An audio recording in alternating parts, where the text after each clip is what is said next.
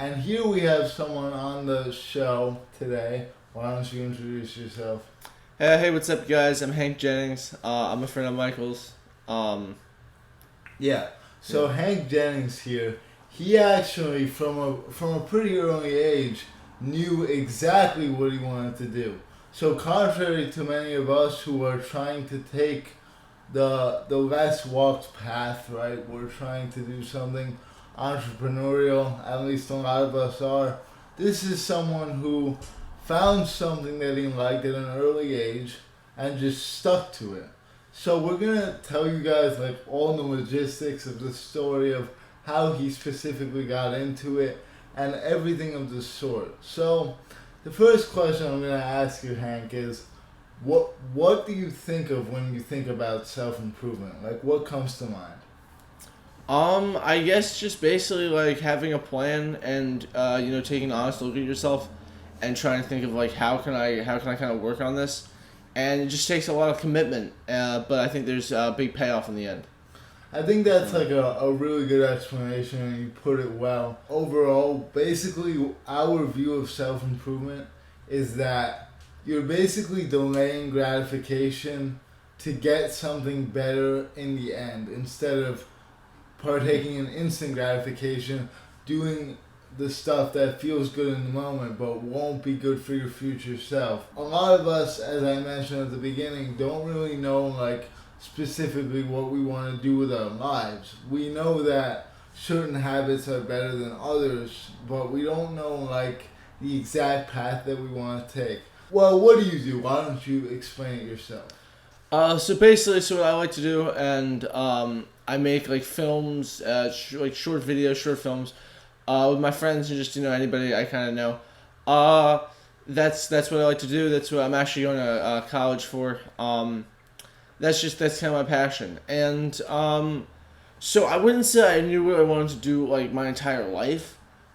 I kind of started making videos in like middle school, and then I kind of lost it for a while, and then I started doing stuff again in high school. So basically, I guess I've always kind of like to tell stories, and I did that in a variety of ways. But starting out in middle school, me and my friends would make like short videos, like literally just on I had like a little tiny camera, and we just like film like things like literally one take, no editing, just just shooting. It was just for fun. But we were in middle school, so it was pretty cringy. Like, yo, check out this dope like trick shot, bro. Let's have like a roast between, and you'll play a hater and I'll play like a super sick like skater. I don't know. Basically, what I'm gathering from this is that there wasn't like a straight path for you to know exactly what you wanted to do off the bat or something like that. Yeah. It was more of like a thing that you developed over time that you kept coming back to throughout different phases of your childhood, right? And then you like realized that you really enjoyed it. Yeah, definitely. So what were like the main hardships that you encountered like towards the beginning of your journey, maybe when you were still a kid, didn't know much about the world, but knew that you had this profound passion for making films? I'd say one hardship that we had, especially making videos in middle school, was lack of an audience. But we were having fun, which is an important part, and of course, eventually doing those videos would help me make better ones later, but I didn't know that at the time. We tried to have like a video party, which was like after school, at our lockers. We would show our videos, and we assumed dozens of people would flock to see our like 1 minute, one take videos, and no one showed up. But I think that was an experience because obviously it was a little disappointing, but it kind of showed that it proved definitely that I had to put in more effort. You have to put an effort to attract an audience, and also that success never comes like that easily. And that moment is one of many that's driven me to put in more effort and to eventually find a higher level of success, if you can call it that, in the future. So I think that's actually a fantastic point, because a lot of people focus on like that audience and having all these people looking at you and like those eyes that you need to feel motivated to keep going, right? And as a lot of us are like aspiring to do kind of similar things, right? A lot of us want to do YouTube. Some people on this channel probably even want to actually make films. So I think this is a great like guideline to follow, that you should never really worry about the end goal, which is that big center stage, a lot of eyeballs, and that like dream of having fame. But you should more like work on the process and actually getting better at doing what you do. And then once you make videos worthy of that big audience, you will probably get it, right? If you just focus on the end and you don't think about how you're going to get there, it kind of, you won't be able to get there really, so. And another thing that I want to just mention briefly is that me and Hank were just talking about before the start of this recording, that basically when your brain receives a dopamine response, you don't necessarily get that dopamine when you do the thing that gives you that instant gratification. It's more of the anticipation leading up to it. So, like, logically, that should mean that the process is actually more enjoyable than that initial, like, boost that you get once you actually get what you want. Yeah, exactly. So, beginning of sophomore year, I started making videos again, and I put them on, I had an Instagram for them. So, they would get, like, some views on there. Then I started putting them on YouTube. And so after I officially announced my YouTube channel, my Instagram, I got like some more views. I mean, it was nice. I wasn't like pulling like hundreds and hundreds of views, but I don't know if it necessarily inspired me to keep going, but it was definitely, because I would have kept going anyway. But it was definitely very nice, and I knew that at least people liked them. So I was like, okay, this is pretty good.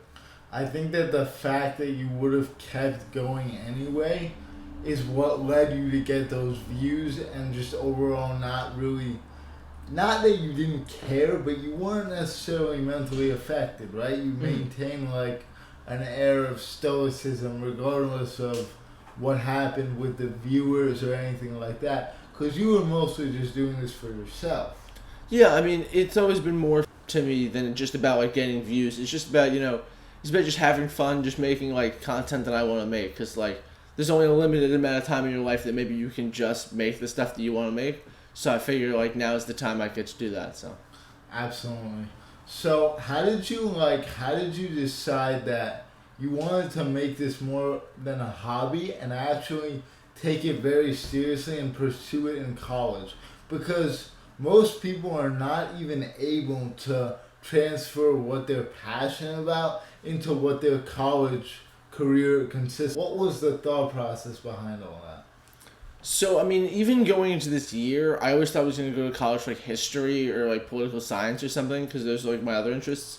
But midway through this year, I was like, well, you can definitely, like, get work in the film industry. Like, I love theater, I love acting, but I would not have gone to college for theater, because I know I'm, like, not that good enough to, like, succeed in an incredibly competitive industry.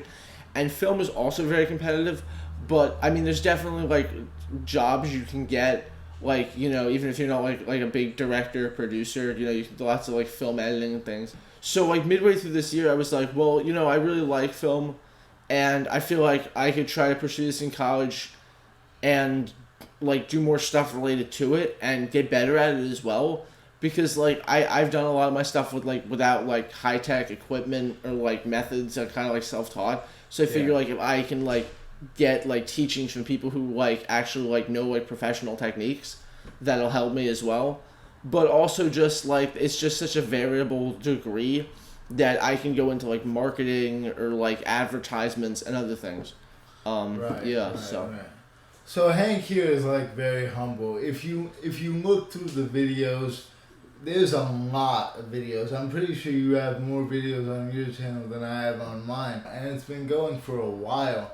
And one of the biggest parts about you being able to record these like films that's very different from what I do is that you were able to like socially infiltrate your school and use your peers as actors. So I think that's one of your biggest skills. So how are you able to pull that one off? That's honestly, that's like every single video, half the struggle is just getting everyone in the same place at the same time. Um, I don't know. Well, actually, there still should be a few of my videos on there, like my older videos. I haven't put a lot of my older videos on my channel because like they're not as good, a lot of them, but I put some of the best ones, and you can see they're like all me. So like up until probably about junior year, all my videos were just kind of like me playing all the different roles in like different shots, which was funny for a bit. But after the novelty wears off, it gets a little boring. It gets a little boring. Stale. The school that Mike and I went to, the high school, has a one act show every year where like students write and direct plays. So I directed a show that I wrote when I was a junior.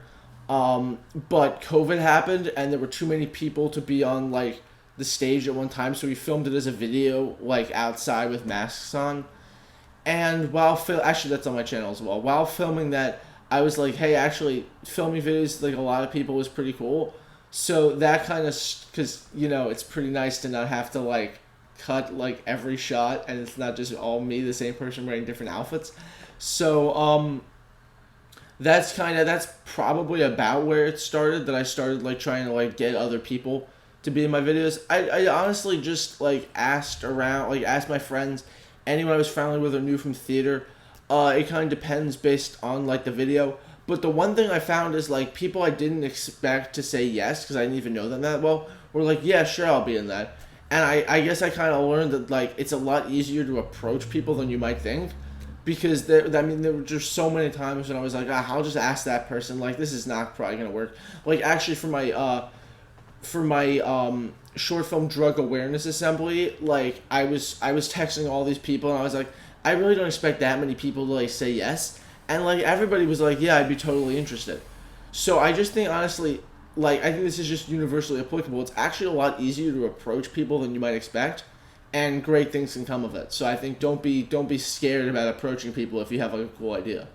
I think that's something that we cover on this channel, like pretty much every single video. That's one of the main themes, that if you just get out of your shell and start approaching people, like you'll obtain the success that you wouldn't think that you'd be able to obtain. But I think that the other reason why Hank was so successful is because the thing that he was asking them to do was so unique, right? Like, I'm pretty sure no one else in the school was making videos in like random outdoor locations around town that were easy to get to for everyone. And a lot of planning goes into this. It's not like this where I just told Hank to come over at 10 and we filmed this quick video. This takes like days, and you have to keep people entertained, maybe even like provide them food and drinks and hospitality and all that. And it's a lot of people, but if you come at people with a unique enough idea, they're just naturally going to be drawn to it. Because most of the people that like walk up to people, what is it?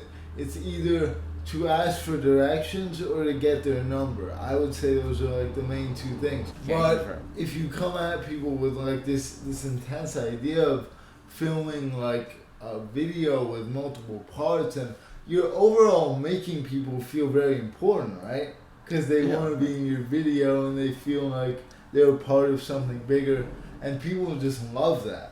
Yeah, I mean one of my biggest rules, besides get the video done, is keep the town happy, and that of course includes Michael, who has been in several of my videos.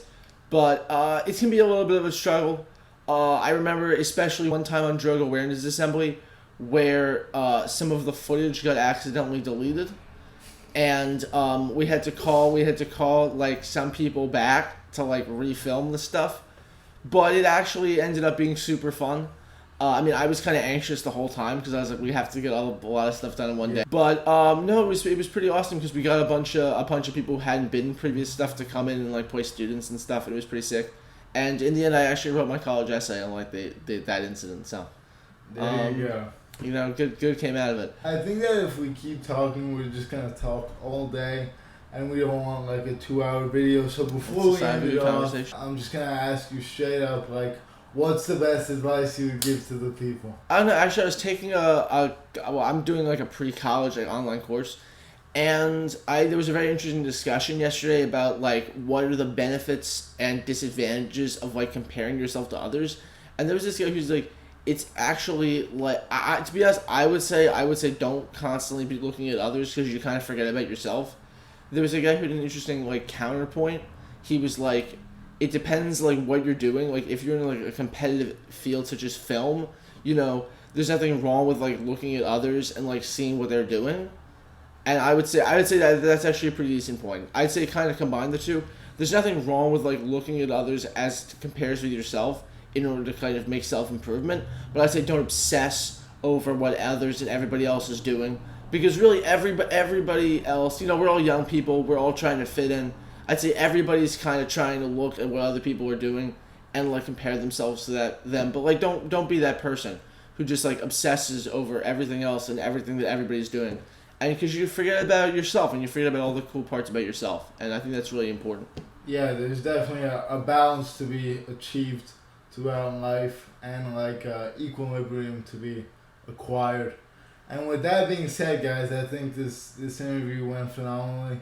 Hank will definitely probably be a reoccurring guest because he's very good at talking to the camera and interacting with you guys. But yeah, I hope you enjoyed the video. Take care and I'll see you all soon. All right.